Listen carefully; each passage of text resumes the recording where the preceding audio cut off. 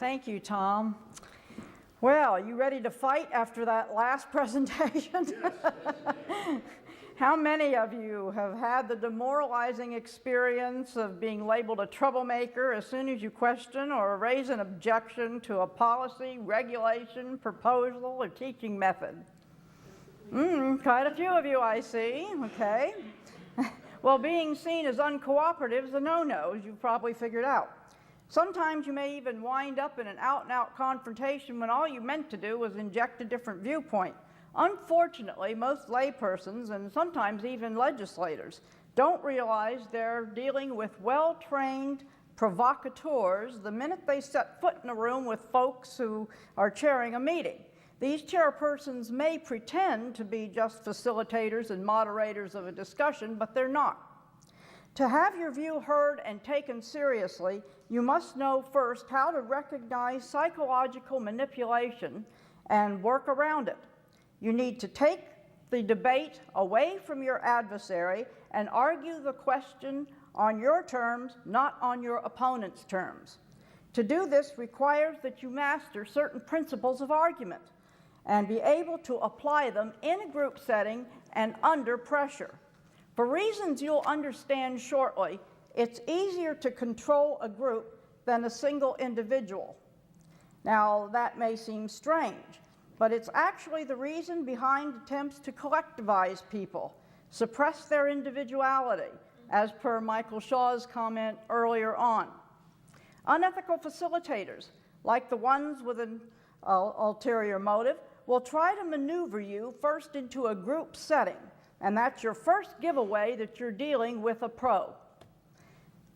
Or as I'll be using the term here, a provocateur, a change agent, an agitator, but basically a provocateur.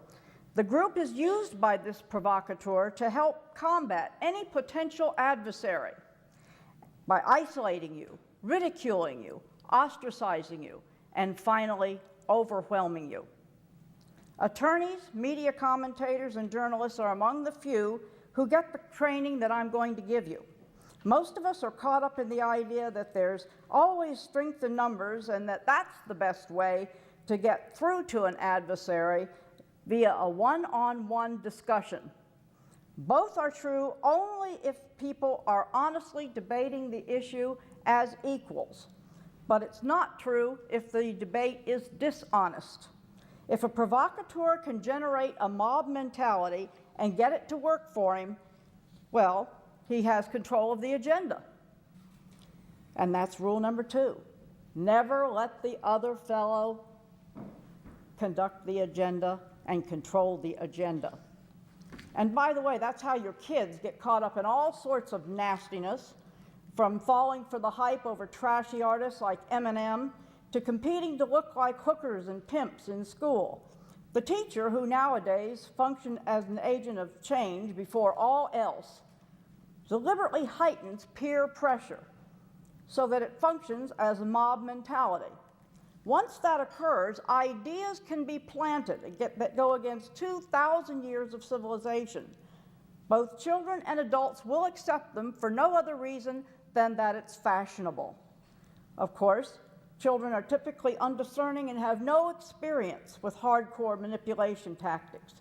Too many parents today have been convinced by experts that authoritarianism and individualism are bad.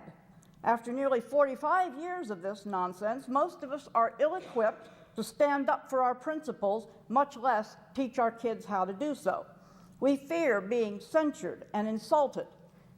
When we feel cornered, we may sound hysterical, raise our voices, and ensure our doom. The key to remember is that the provocateur gets the group to do the dirty work for him. The mob mentality is achieved by creating what is known in the vernacular of experts as a psychologically controlled environment. You will want to disrupt, or better yet, preempt the establishment of a psychologically controlled environment. Failing that, you'll need to understand the strategies and techniques that a provocateur uses to assure the outcome he or she wants, so that you can counter these techniques as you go and get others in the group to help you, whether they understand what you're doing or not. In other words, you have to beat the provocateur at his or her own game. So, the first principles you need to be clear about to mount an effective campaign that will neutralize the provocateur's consensus-building strategies are: it's easier to control a group than to control a single individual.